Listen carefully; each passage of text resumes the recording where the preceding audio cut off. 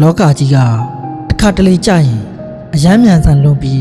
၆ကက်ကတ်နိုင်လွန်းလာပါတယ်လူတွေအများကြီးထဲမှာပဲဖြစ်ဖြစ်တယောက်တည်းရှိနေတဲ့အချိန်မှာပဲဖြစ်ဖြစ်လေငါဘက်မှာဘယ်သူရှိနေလဲဆိုပြီးအထီးကျန်စိမ့်နဲ့လှည့်ပတ်ကြည့်တဲ့အခါမျိုးတွေရှိဘူးတယ်မလားအဲ့ဒီလိုအချိန်မျိုးမှာမင်းကိုတစ်ခါမှအထီးကျန်မဖြစ်စေမဲ့နှလုံးသားတွေကလာတဲ့စကလုံးအစစ်မှန်လေးတွေနဲ့မင်းရဲ့ကဘာလေးကိုနှွေးထွေးစီခြင်းနဲ့ငါရဲ့မေတ္တာဆိုတာအဝေးကနေတိတ်တဆိတ်ဆူတောင်းပေးနေုံတည်းမဟုတ်ပါဘူးမင်းစိတ်ညစ်ရတဲ့နေ့တွေပင်ပန်းနွမ်းနယ်နေတဲ့ညတွေတိုင်းပါလေမင်းရဲ့စိတ်တန်ရာတွေကိုအသားအရာပုတ်တက်ပေးခြင်းနဲ့အကျဉ်းတရားတွေပါဘာအကျိုးမြတ်မှမမျှော်ကိုပဲမင်းရဲ့ပျော်ရွှင်မှုကိုပဲတတ်တတ်ကြည့်ခြင်းနဲ့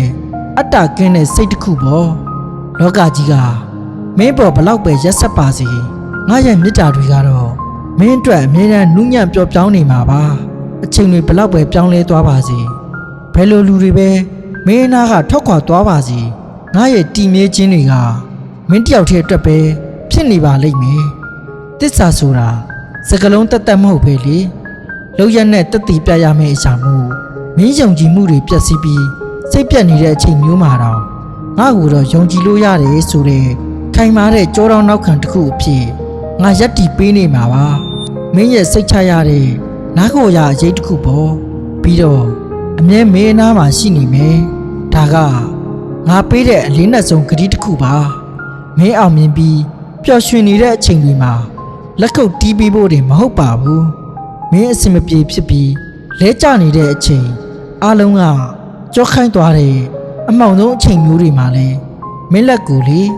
တင်းတင်းစုပ်ကင်ထားဖို့ငါအနားမှာရှိနေပါမယ်မင်းစကားတွေအများကြီးပြောချင်ရင်လေ